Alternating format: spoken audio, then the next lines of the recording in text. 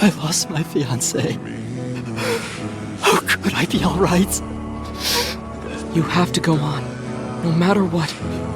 In spite of losing people. Even though it's devastating. How am I supposed to do that? You're just a kid. What do you know?